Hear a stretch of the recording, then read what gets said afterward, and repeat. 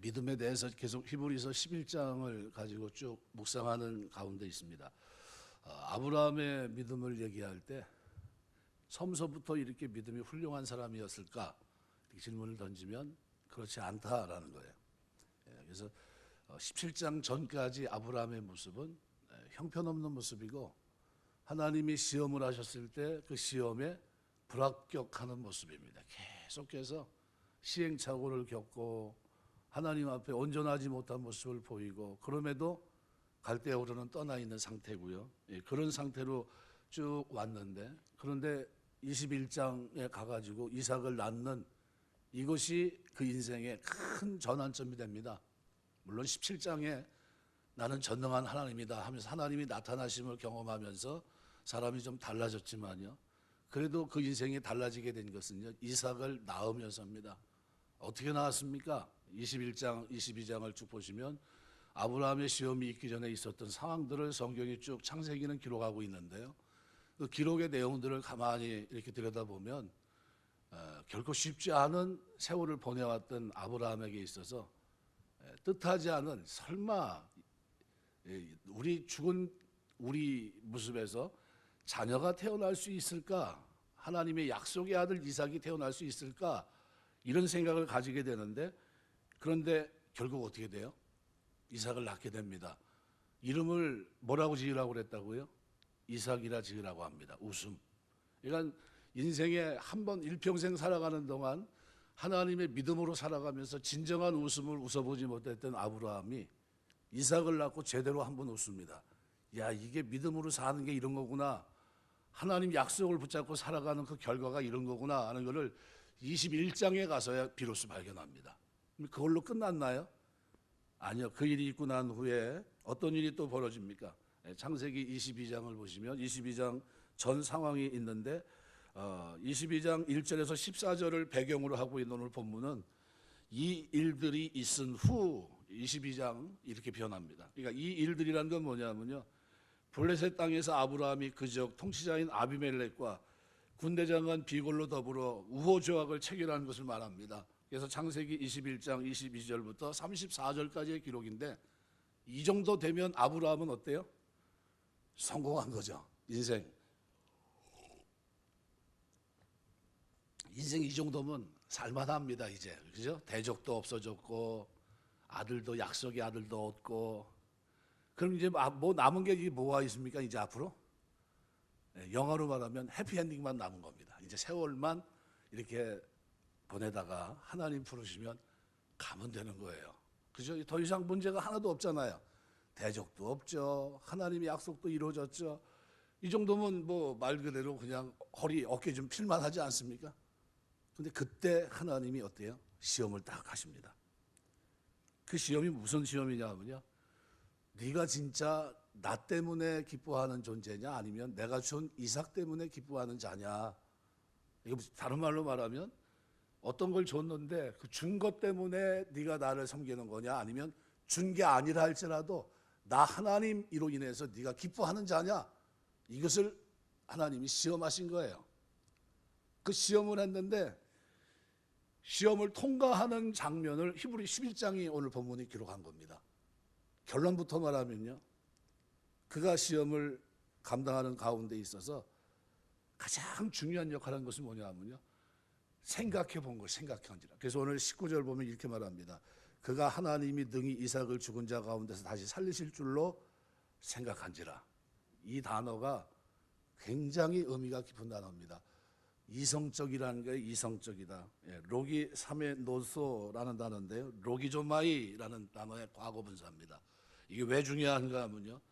이 동사는 고전 헬라어 문헌에서 보통 간주하다, 추적하다, 신중히 생각하다, 논리적인 결론을 내리다는 뜻이에요.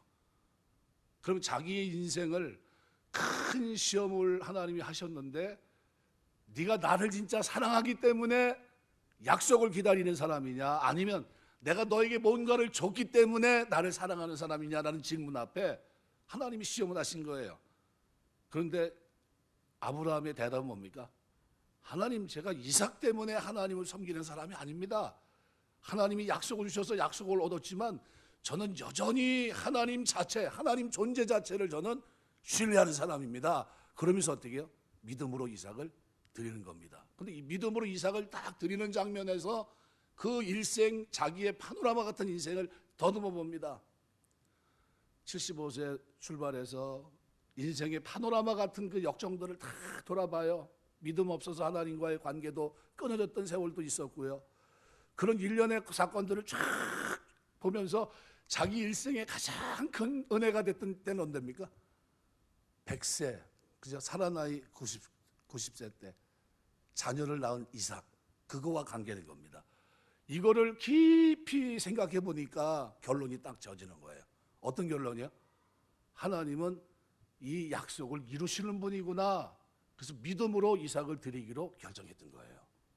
그래서 이 히브리서 이 11장 19절의 이 말씀, 다시 살리실 줄로 생각한지라 라는 이 생각한다는 건요, 이성적으로 다 더듬어 봤다는 거예요.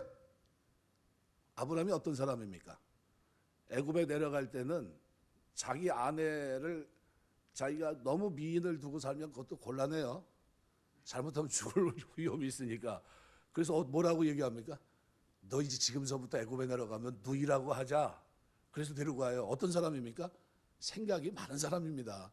잘못하면 뭐야? 내가 죽게 생겼다는 거죠. 이 죽음을 피해야 되겠다. 그러니까 네가 좀 나 좀 도와줘라. 이런 얘기입니다. 어떻게 됐어요? 그 생각한 대로 됐어요. 뺏겼습니다. 뺏겼는데 누가 도와줍니까? 하나님이 도와주세요. 이 집안 가문이 참 중요합니다. 가풍이 그 아들도 똑같잖아요. 그러니까 우리 이게 아브라함을 이렇게 내놓고 보면 이 사람 뭐야? 생각이 참 많은 사람이야. 근데 생각이 보통 어떻게 해요? 믿음이 없으면 어떤 생각을 합니까? 하나님이 기대했던 시험을 치를 수가 없어요. 그래서 아브라함의 시험 성적은 세상으로 말하면 뭡니까? 예, 나중에 이삭이 태어나기 전까지 아브라함의 시험 성적은 빵점입니다. 저게 도대체 소망이 있나? 저 믿음의 조상이 될 수 있을까? 이삭을 낳았는데 이제 하나님이 거기까지 온 거예요. 우여곡절 끝에 그 연약한 아브라함의 믿음을 일으켜 세우시면서 수동태로 하나님이 계속해서 끌어주시네. 그리고 마침내 어떻게 해요? 약속의 아들을 주셨어요. 그리고 그 약속의 아들을 주셨다는 증거가 어디 있습니까? 그래서 여기서 칭할자라고 하는 이 단어가요, 바로 그 말이에요. 내 씨 이삭이라는 이 이름으로 칭하는 자 외에는 내가 아브라함 내 씨로 인정하지 않을 거다, 이런 얘기예요. 그러니까 완벽한 거 아닙니까? 이제 모든 게 틀이 쫙 짜여졌어요. 그리고 대적들과도 화평의 조약도 맺었죠. 하나님과의 관계에서도 약속의 아들도 얻었죠. 세상 말로 말하면요, 은혜 위에 은혜입니다. 이제 뭐 고칠 것도 없고 겁날 것도 없고 이제 후회될 것도 없고 아무것도 없는 거예요. 근데 하나님은 아브라함에게 믿음을 한번 달아보고 싶었던 겁니다. 네가 진짜 뭐 때문에 나를 사랑하는지, 그래서 진짜 그가 믿음이 있는지. 그래서 여기 오늘 생각한지라라는 이 단어는 굉장히 중요합니다. 그래서 이 로기조마이라는 이 단어가요, 논리, 이성이라는 의미를 지니고 있는 로고스와 동일 어근을 갖고 있는 단어입니다. 이 개념은 확인 가능한 사실에서 출발해서 결론을 내리는 이성의 활동을 의미할 때 쓰는 단어예요. 그러니까 세밀한 계산을 수반하는 수학적인 것도 포함이 됩니다. 이 단어는 하나님의 약속과 능력에 대한 아브라함의 치밀한 판단으로 오늘 본절과 같은 결론을 얻게 되었다, 이런 뜻이에요. 아브라함이 생각 끝에 결론이 뭡니까? 아브라함의 생각 끝에 뭘 생각했을까요? 이삭을 낳은 그 사건, 내 씨로 칭하는, 이삭이라 칭하는 그거 내 씨가 될 거다. 이 사건을 통해서 아브라함이 어떻게 해요? 앞으로 하나님이 이걸 통해서 뭐와 같이요? 엄청나게 많은, 그래서 엄청나게 많은 자식들을 하나님 주실 것이라는 약속을 그가 믿게 됩니다. 그래서 창세기 17장에 보시면 15절에서 19절 보시면 이렇게 말합니다. 하나님이 또 아브라함에게 이르시되 내 아내 사레는 이름을 사레라 하지 말고 사라라 하라. 내가 그에게 복을 주어 그가 내게 아들을 낳아주게 하고 내가 그에게 복을 주어 그를 여러 민족의 어머니가 되게 하리니 민족의 여러 왕이 그에게서 나리라. 아브라함이 엎드려 웃으며 마음속에 이르되 100세 된 사람이 어찌 자식을 낳을까? 사라는 90세니 어찌 출산하리요 하고 아브라함이 이에 하나님께 아뢰되 이스마엘이나 하나님 앞에 살기를 원하나이다. 하나님이 이르시되 아니라 내 아내 사라가 내게 아들을 낳으리니 너는 그 이름을 이삭이라 하라. 내가 그와 내 언약을 세우리니 그의 후손에게 영원한 언약이 되리라. 이렇게 얘기합니다. 여기 약속을 받은 자로되, 오늘 히브리서 11장 말씀해 보면 이렇게 표현합니다. 오늘 17절, 그는 이삭을 드렸으니 그는 약속들을 받은 자다. 약속들을 받은 자, 받았다고 하는 이 단어가요, 영접하고 받아들였다 이런 뜻인데, 이삭을 통해 하늘의 별처럼 바다의 모래처럼 후손이 번성하게 될 것이라는 하나님의 약속을 받았다는 거예요. 자, 그런데 그 아들을 달라고 합니다. 얼마나 혼란스러웠을까요? 그러니까 생각이 필요한 겁니다. 이게 무슨 말이지? 하나님이 헷갈리셨나? 왜 이렇게 힘들게 얻은 아들을 왜 달라고 하지? 뭘 하나님이 나에게 뭘 보고 싶은 걸까? 그러니까 이 시험을 하신 하나님의 의도가 도대체 뭐지? 이런 생각을 했던 겁니다. 그리고 그 하나님의 생각의 의도에 맞게끔, 그래 제물로 번제를 드리라면 그럼 드려야지. 그럼 내가 생각을 정리해야 되는데 이 약속은 어떻게 되는 거지? 아, 그러면 하나님은 약속을 이루시는 분이니까 죽었다 할지라도, 제물로 드렸다 할지라도 하나님은 어떻게 해요? 살리실 거다. 이 결론을 누가 도출해낸 겁니까? 아브라함이 생각한지라라는 단어예요. 이게 생각했다, 이런 생각의 결론을 도출했다는 겁니다. 그래서 그가 3일 길을 걷고 하나님 앞에 어떻게 해요? 독자 이삭을 드리는 장면입니다. 누굴 생각한 겁니까? 하나님의 신실하심. 이걸 생각해 봤을 때 이삭이 지금 제물이 되어 죽는다 할지라도 하나님이 이미 죽은 자와 같은 자기를 통해서 이삭을 낳게 하신 그 전능한 하나님은 능히 어떻게 해요? 살리실 거다. 이 생각까지 그가 도출해낸 겁니다. 그러니까 이삭이 제물로 죽어도 하나님이 이삭을 다시 살려서 그를 통해 후손을 하늘의 별과 같이 바다의 모래와 같이 반드시 그게 말씀하신 대로 이루실 것이라는 거예요. 이런 믿음이 있었기 때문에 아브라함은 아들 이삭을 제물로 바쳤던 겁니다. 그래서 히브리서 기자는 그래서 19절 말씀을 통해서 하나님의 약속을 확고히 믿는 사람은 시험이 올 때 어때요? 생각해 봐야 돼요. 시험이 올 때 뭐부터 생각해 봐야 돼요? 내 인생 속에 나에게 말씀을 주시고 말씀을 붙들고 살게 하신 그 하나님의 은혜가 나에게 어떻게 임했었는가, 그거를 생각해 봐야 돼요. 하나님이 나에게 주신 은혜, 그래서 내가 약속의 말씀 붙들고 살아가는 이 삶을 살 수밖에 없었던 그 베푸신 은혜를 어디서부터요? 저 끝에서부터 어디까지요? 현재 이르기까지 생각해 봐야 돼요. 그리고 그때 하나님께서 여러분의 마음과 생각을 지켜주시길 주 이름으로 축원합니다. 그 시험에서 바른 결정을 해야 돼요. 아, 하나님이 이래서 나에게 이걸 원하시는구나 라는 거예요. 그래서 오늘 17절은 그렇게 말씀하고요, 18절은 그가 하나님이 능히 이삭을 죽은 자 가운데서 다시 살리실 줄로 어떻게 한다고요? 생각한지라. 비유건대 그를 죽은 자 가운데 도로 받은 것이니라. 도로 받았다는 얘기는요, 돌려받았다는 겁니다. 무슨 얘기냐면요, 내 자손으로 칭할 자라고 표현하고 있거든요. 그에게 이미 말하기를 내 자손으로 칭할 자는 이삭으로 말미암음이라. 아브라함이 자식이 많이 있었습니다. 그죠? 어떤 자식들이 있었나요? 이스마엘도 있었고 또 이방 통해서 또 어떻게 해요? 많은 자식이 있었는데 그들을 다 어떻게 합니까? 다 쫓아내죠. 그래서 창세기 21장에 보면 이삭이 젖될 무렵 쫓아났고 후처 소생들도 재물을 줘 이삭에게 동방으로 가게 했는데 창세기 25장 1절에서 6절까지의 기록입니다. 그러니까 여기 내 자손으로 칭할 자라고 표현하고 있는데 내 자손으로 부를 자, 이게 무슨 얘기입니까? 일컬음을 받을 사람들이란 뜻입니다. 그러니까 수동태 의미상의 주어는 여전히 하나님이에요. 하나님이 이삭에게 낳은 씨만을 아브라함의 자손으로 칭할 것이다 라는 것을 이미 어떻게 해요? 약속으로 받았어요. 그런데 그 약속으로 받은 아들을 하나님이 어떻게 해요? 제물로 드리라고 하니까 생각이 깊어집니다. 모리아산으로 가는 3일간 아마 깊이 생각했을 겁니다. 그런데도 어떻게 해요? 생각에 대한 결론이 하나님은 이렇게 한 거 보니까 이렇게 하실 거구나. 하나님이 이렇게 한 역사를 보니까 죽었다 할지라도 살려서라도 약속을 이루실 분이구나. 이걸 믿었던 겁니다. 그래서 오늘 본문은 뭐라고 시연합니까? 아브라함이 시험을 받을 때 뭐로 드렸다고요? 믿음으로 이삭을 드렸다고. 생각의 결론이 뭡니까? 하나님이 나를 시험하셨는데 이거는 하나님 사랑하는지 사랑하지 않는지, 하나님을 가장 중요하게 여기는지 아니면 이삭을 중요하게 여기는지, 이걸 하나님이 달아보신 거구나. 그러니까 하나님 앞에 엎드려서 뭐라 합니까? 하나님, 이삭 드리려면 드리겠습니다. 저는 그러나 하나님의 약속을 믿는 사람입니다. 저는 약속이 이루어질 줄 믿습니다. 그리고 어떻게 해요?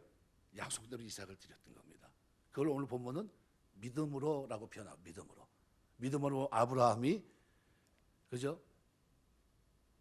이삭을 드렸다는 거예요. 약속들을 받은 자로 돼, 그는 약속들을 받은 자로 돼 그 외아들을 드렸느니라. 드렸다는 거예요. 그러니까 그에게 이미 말씀하시기를 내 자손이라 칭할 자는 이삭으로 말미암음이라, 이걸 이미 들었어요. 그런데 그가 이런 결정을 내릴 수 있었던 이유는 뭡니까? 생각입니다. 여러분, 우리가 살아가면서 하나님이 저와 여러분의 생각을 자꾸 붙들어 주셔야 돼요. 기도할 때. 로마서 말씀을 제가 자꾸 말씀하는데, 생각건대 현재 고난은 장차 우리에게 나타날 영광과 좋게 비교할 수 없다. 무슨 얘기입니까? 생각해 보라는 거예요. 하나님이 은혜로 우리를 구원하신 이 큰 역사 속에 우리 부활의 영광에 참여하게 했는데, 새로운 피조물로 거듭나게 하셨는데, 생각해 보라는 거예요. 그 영광에 참여하는 것이 얼마나 소중하고 귀한 것인지, 이것과 지금 눈앞에 펼쳐지고 있는 예수 믿는 것 때문에 죽는 죽음과 하나님과 더불어 누리게 될 영원한 영광의 세계에서 통치하고 다스리며 살아가는 그쪽에서의 삶을 한번 생각해 보라는 거예요. 바울이 누구에게 얘기하는 겁니까? 그 당시에 핍박을 받고 죽어가는 핍박 속에 있는 그들에게 생각건대 현재 고난은 장차 우리에게 나타날 영광과 비교할 수 없다. 생각에 이런 결론이 너에게 나야 된다는 거예요. 이런 결론이. 근데 이 결론이 안 나면 뭐가 없는 겁니까? 믿음이 없는 거예요. 믿음이 바르게 작동하지 못하는 거예요. 오늘 여기 우리가 하나님 앞에 기도하면서 기도할 제목이 있다면 뭘까요? 하나님, 내 생각을 붙들어 주옵소서. 하나님의 은혜를 받고 약속을 붙들고 살아오는 동안 하나님이 나에게 베푸신 은혜를 내가 더듬게 하시고, 그리고 그것이 나에게 증거가 돼서 내가 하나님 한 분만으로 저는 만족합니다. 하나님의 약속을 저는 믿는 자로 이 땅을 살고 있습니다. 라는 고백을 우리가 드릴 수 있어야 된다는 거예요. 그러니까 이 단어는 그래서 중요합니다. 아브라함이 이삭을 제물로 바치라는 하나님의 시험을 이성적으로 판단했다고 하는 것은 그가 하나님의 약속을 믿었다는 것을 말합니다. 신실하신 하나님이 확실히 약속하신 분명한 약속을 믿었던 겁니다. 뭘 통해서요? 이삭을 너에게 줄 거다라는 그 사건을 경험하면서 하나님은 신실하게 약속을 지키시는 분이구나, 이걸 믿었어요. 그러면 그 아들을 통해서 하늘의 별과 같이 바다의 모래와 같이 많게 한 하나님의 믿음의 자식들을 낳고 오시고 이루게 하실 것을 믿을까요, 못 믿을까요? 믿었던 겁니다. 생각해 보니까 이것도 하나님이 이루실 거라는 거야. 나에게 태어난 게 그게 문제가 아니라 하나님의 최종 목적은 어디 있어요? 그 뒤에 있는 겁니다. 뒤에 하늘의 별과 같이 바다의 모래와 같이 많은 믿음의 사람들이 너로 인해서 복을 받게 될 거라는 거죠. 내 씨로 인해서 복을 받게 될 거다. 그러면 얘는 죽었다 할지라도 하나님이 살리겠다. 하나님 번제로 드리라고 해서 번제로 내가 가지만 하나님은 결코 저를 죽이지 않을 거다. 이런 믿음까지 그가 또 가지게 돼요. 그리고 순종하면서 모리아산에 올라가서 번제로 드리려고 진짜 어떻게 해요? 하늘 번쩍 들었는데 하나님은 어떻게 하십니까? 내가 이제야 내가 나 사랑하는 줄 알았다 하면서 어떻게 해요? 그 시험을 패스시킵니다. 야, 내가 네 마음을 이제 진짜 알았어. 네가 진짜 나를 사랑하는구나. 네가 내 약속을 믿는 사람이구나. 그걸 확인합니다. 확인한 순간 누가 기뻤을까요? 하나님이 기뻐했어요. 네가 내 시험을 통과하는구나. 이거는 나중에 어떤 사건의 모델이냐면요, 하나님은 우리의 뭘 보고 싶은 거냐면요, 마음을 보고 싶은 겁니다. 마음을 하나님 앞에 드렸더니 하나님이 그 제물을 받으셨는데 돌려줍니다. 그리고 우리에게 어떤 제물을 주세요? 예수 그리스도를 주십니다. 여호와 이레 하나님께서 먼저 이 사건을 통해서 이 땅에 오실 예수 그리스도의 모습을 보여준 것이고요.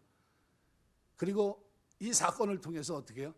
하나님이 이루실 일들을 우리가 믿게 하는 겁니다. 그래서 우리가 이 본문을 대할 때마다 저는 그냥 은혜가 돼요. 되면서 하나님이 나에게 주시는 생각들, 말씀 안에서 살아오며 살아갔던 모든 삶의 모든 흔적 속에서 하나님이 나에게 시험할 때 우리는 어떤 생각을 해야 될까?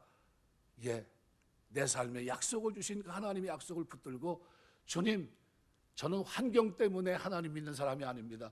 이 환경이 처절하고 남들 볼 때는 뭐 저렇게 살아 하는 어려움 속에 있다 할지라도, 그것을 벗어나지 못한다 할지라도 하나님 한 분으로 저는 만족하고 하나님 한 분으로 저는 감사합니다. 하나님은 나에게 약속을 이루실 분이기 때문에 저는 하나님을 찬양합니다 라는 거예요. 이 고백이 욥기서에서는 욥을 통해서 주신 자도 여호와시요 취하신 자도 여호와시니 여호와 이름이 찬송을 받을지어다 하고 욥이 입술로 범죄치 않았다 그랬던 거예요. 생각해 본 거예요. 욥이 도대체 내가 뭐 때문에 이런 고난을 받는가? 답이 없어요.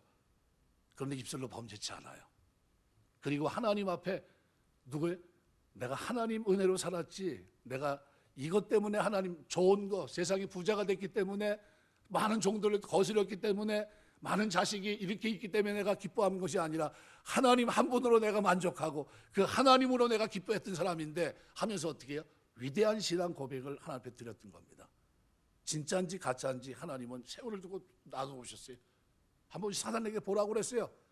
세월이 흐르면서 그가 어떤 자세를 취하는지, 그 마음이 바뀌는지 안 바뀌는지 한번 보라는 겁니다. 바뀌었어요? 안 바뀌었어요? 바뀌지 않습니다. 그리고 정금같이 단련한 그 모습으로, 믿음의 모습으로 나왔던 욥을 하나님이 축복하시되 나중에는 어떻게 해요? 시험이 끝나니까 그거에 배로 되는 축복으로 하나님은 다시 갚아주시고 말아요. 뭘 확인한 겁니까? 그는 내 종이라는 거예요. 하나님의 백성이라는 겁니다.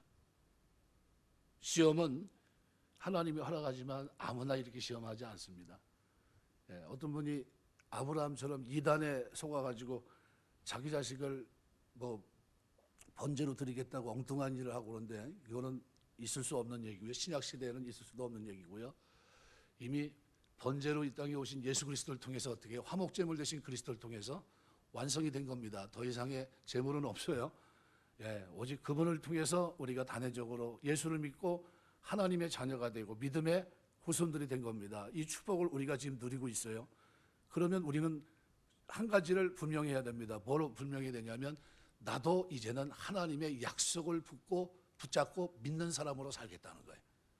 이런 우리가 살아가면서 하나님의 약속의 말씀을 붙들고 이 땅을 사는 믿음의 사람 되시길 주의 이름으로 축원합니다.